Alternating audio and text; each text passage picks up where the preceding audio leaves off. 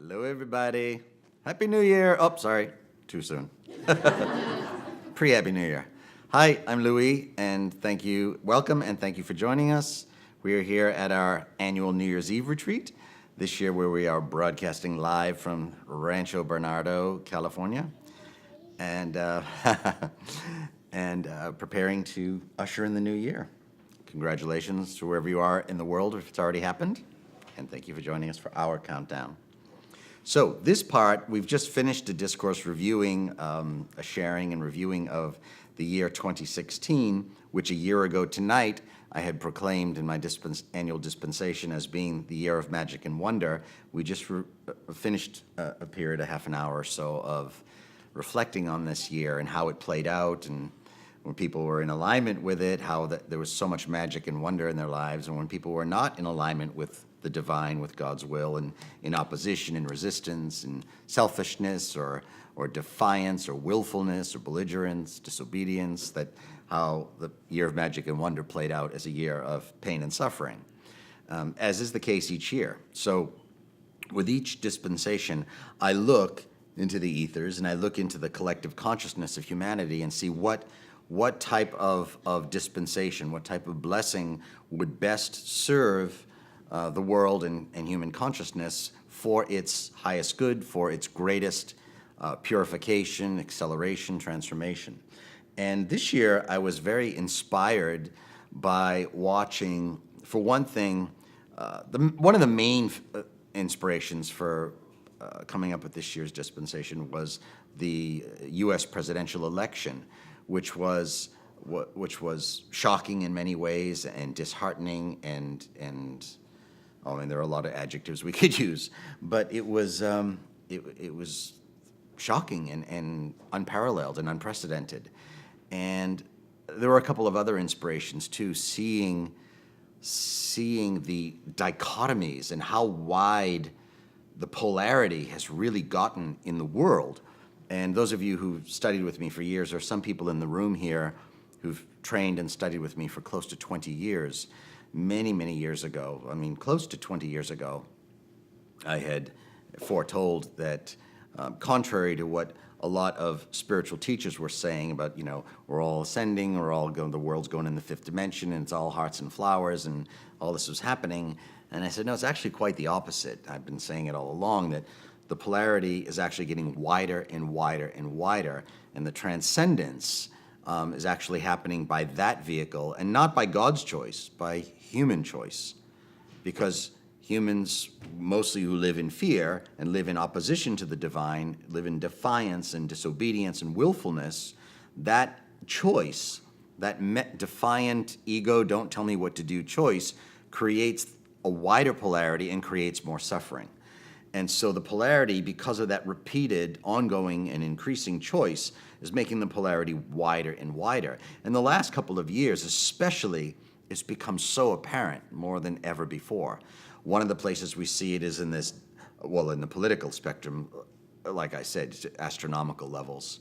Whereas, the public in this country, I can't speak for other countries so much, or I won't, but there's become such a frustration with both parties, with the whole system, and this is both Republican and Democratic parties, like both being dissatisfied with their own party, with the whole system. It's broken, it's corrupt, I'm fed up, the dishonesty, the lack of promises, that nothing's working, and it's just getting wider and wider, and we just had this travesty of an election process that had never happened to this degree before.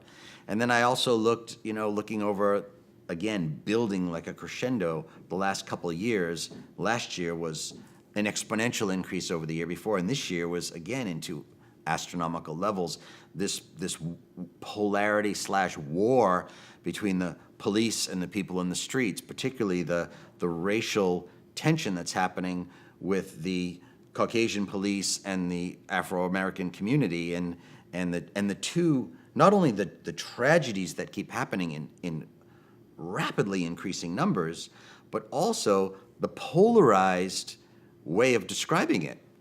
You have the one party of the ones being murdered saying that these racial acts are happening, and the other party saying, no such thing is happening. These people are coming at us, and we're defending ourselves, and yet sometimes you even have videotape showing the truth, and there's still madness. It was amazing. And the election process showed the same thing. One candidate saying one thing and saying, I never said that, and then a videotape will be aired and saying, you did say that, here it is on camera. No, I never said that. Well, was the video lying? And both of them are doing it. And it just became this free-for-all. So it's happening here in the political spectrum. It's happening in with the racial tension with police. It's almost going back, decades and decades. And then on the terrorist front, these terrorist attacks getting more and more and faster and bigger, and it's just becoming all pervasive, and very obvious. Polarity is getting wider and wider and wider and wider, and a madness is ensuing and taking hold of the collective because of it. Not just the people to whom it's directly happening, but to all the people witnessing it, commenting on it, talking about it, being affected by it, having their heads messed up, and then feeling torn inside, and what's the truth, and I don't know, and where do I choose, and who do I side with, and it's become pandemonium. And it's increasing, like I said, as a crescendo, getting more and more and more. Now, my place is not to sit here and take sides. It's not who I am. It's not what I do. My place is not to be here and be righteous. It's not who I am and not what I do. My place is to illuminate and to show here is what is happening and to illuminate the truth of it. So watching all these things, as I sat and just pondered this and meditated upon it, it became very clear what would be the most perfect choice for this year's dispensation. And as I'm about to announce this, what is very clear also is that because of what I'm about to speak and present and offer to all of you here and those watching and to the whole world is an opportunity for unparalleled transformation and expansion. And I know it might sound like I say that every year, but I mean truly, like my body, this dispensation fully coagulated and came to me and was formed over the last couple of weeks.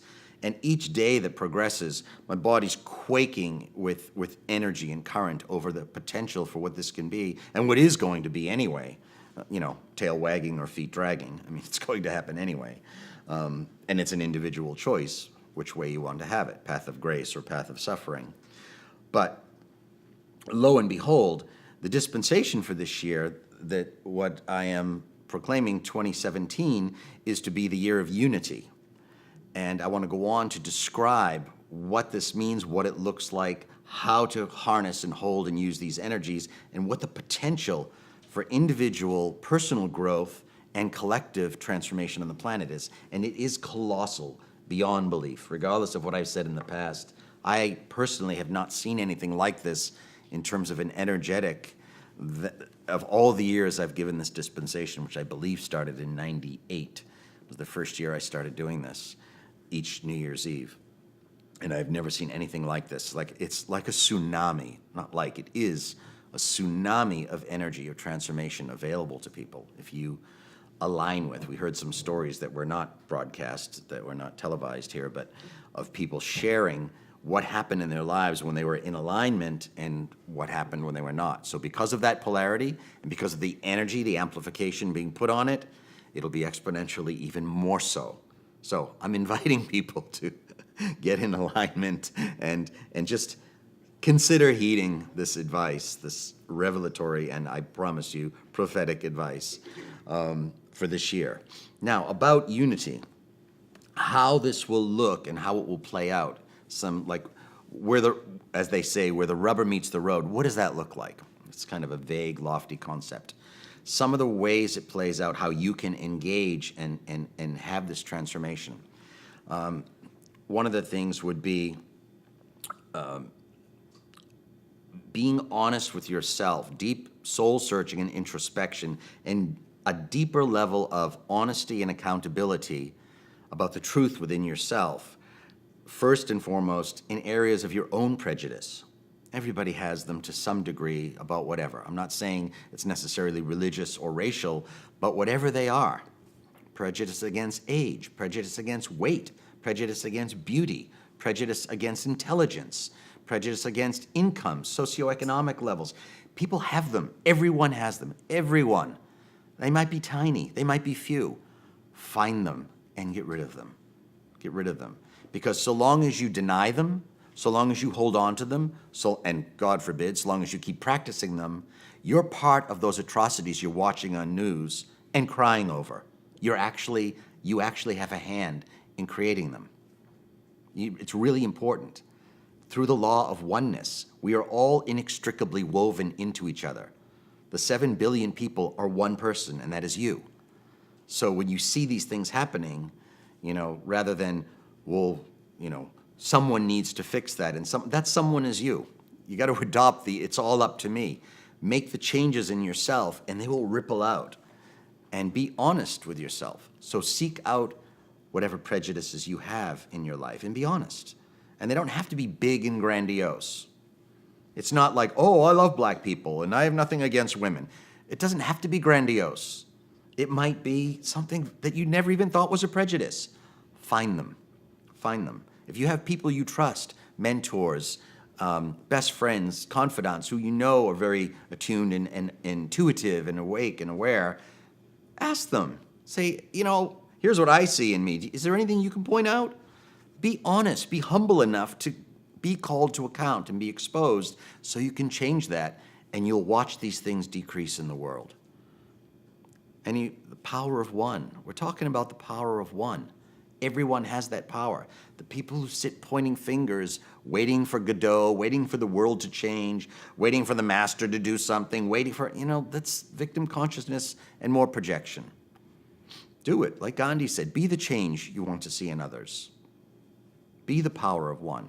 Every change you make in yourself ripples out and affects the entire planet, and it affects the collective consciousness. Vibration goes higher as you purify yourself more and more. Another one, belief systems. It's a year to really get honest about some of your belief systems and drop the ones that you know in your own innate intelligence and conscious awareness that are really outdated. They're Cro-Magnon. It's like, okay, give it a rest. Whatever they are. Again, not my place to say now, and it's not my place to call you to account. Unless you ask me to do so, but not in tonight's discourse. But I'm pointing out the principle and the technique and the methodology. Look at your belief systems and admit to yourself which ones you really know, like, okay, that's a joke, let's let it go. And about adopting new belief systems. Be open. So this year of unity, how we're creating unity, we need to help close the polarity and stop driving it wider with our own participation in the very things we're judging and pointing at. So be open. Create a new openness and willingness in yourself to adopt new belief systems. Even, I remember my master used to say to us when we were in our training 20-something years ago, if you're not willing, at least be willing to be willing. That's a start. It's like, oh, I'm not ready to accept that yet. I'm not ready to believe that. But I'll be willing to be willing. That means I'll have an open mind, I might need to move a little more slowly on this one particular thing, but I'll be willing to be willing. That's forward growth, rather than, no, I don't want to hear it, or no, that's preposterous. Create an openness in you. I promise you it's forward growth, and healing and transformation will happen, not only in you, but in the world. And hearts will open, and fences broken, wounds will mend, and fences will mend as well. Another one, it's a year to forgive debts. People who owe you, choose. And I don't mean all debt, everything everyone owes to you. But again, look in your heart and pick and choose. But again, the pick and choose is not your ego, it's asking. Ask your higher self, ask your heart within, ask God, whatever your divining mechanism is. And that's, again, not my place to tell you what they are. You know what they are. Whether you use your I Ching, your plumb bob, your thing, your tarot, your guru, your partner, your meditation, whatever it is, use your divining methods and ask in your heart, there are certain people, certain debts you can forgive this year, and do it. The alchemy this year, more than any other year, will be exponential. So doing it in this year, 2017, will have an exponentially greater impact than if you did it last year or the year after, because of this dispensation and this energy that will be available on the planet. So look in your hearts and see, is there any debt you can forgive? The same goes for restitution, which is a different form of debt. Someone who's making restitution for you in some way, shape, or form, you might call that individual and forgive it and say, consider it slate clean, we're done, we're even. And and if that person says, well, I still need to do it, then say, okay, then offer it to someone else. You're clean with me. If you feel you need to still do that for the universe, pick someone else and give that person the blessing, because it's a pay it forward type thing. Some people might say, I don't feel complete. I'm glad you feel good about it, but I still need to do it. You say, well, maybe, again, I can't play out everyone's scenarios, but maybe that person will insist in doing it, and you might have to let them, or maybe you could ask that person, would you consider doing it for someone else? Because I feel clear in my heart with this. This kind of gets back, it dovetails a little bit with the categories of prejudice. Create a new level of acceptance in yourself for either individuals or types of individuals you might have been closed-minded to. So it's a deeper cut on the getting rid of prejudice. Because you have prejudice as a concept, I'll be open to this, I didn't like so-and-so before, this type of person, or this, as I said, I listed some of the different things. But on an individual level, think of someone you've had established a judgment. So judgments, which are a form of prejudice as well. Someone you've had a certain judgment of. Train yourself, program yourself to let that judgment go this year. Something you've held on to. And maybe in your mind, underscore, subtext, ego mind, it was justified by something that person said or did. So what? We're all created by God. We have the power to forgive. It's one of the greatest powers we're given. How about just forgiving the person because you can? If you're forgiving someone because you think they now deserve it, that's not forgiveness. That's still conditional love. You haven't proven yourself. You haven't made restitution. That's still conditional forgiveness is conditional love. How about just forgive because you can? Remember, it's not your job to be the judge and jury. The lords and laws of karma take care of that by themselves. By themselves. So think about that. Remind yourself about that. And it'll free you to be much more forgiving of people. So in terms of when I said on that individual level, think of people you've had certain judgments about. Oh, I don't want to hang out with him. He's a blabbermouth. He just never shuts up. Oh, this woman is just so vain. She brags about herself all night long. And that's all we do. Or this person's just so self-absorbed, and all I have to hear about is stories about him. Just flush some of those down the toilet, whether or not they're true or ever were true, or whether or not the person's still doing it. Flush them and invite yourself to expand to a larger version of you and seek out those individuals and befriend them and invite them and do things with them. Again, this year more than ever, remember, we're going back to the umbrella, the mantle of unity. The alchemy and transcendence that will happen from your individual acts of doing these types of things will be so profound. And I promise you, you will see this power of one. You will see miraculous things happen at the collective level in the world. We just had another one. I know you're all at this retreat and supposed to be off your phones, but I know I do check headlines in the morning, partly because I'm teaching a retreat. But there was another massacre last night. Some of you, Lebanon, was it? Where was it? Istanbul, another massacre. 45 was the first count of people killed. They just keep boom, boom, boom, boom.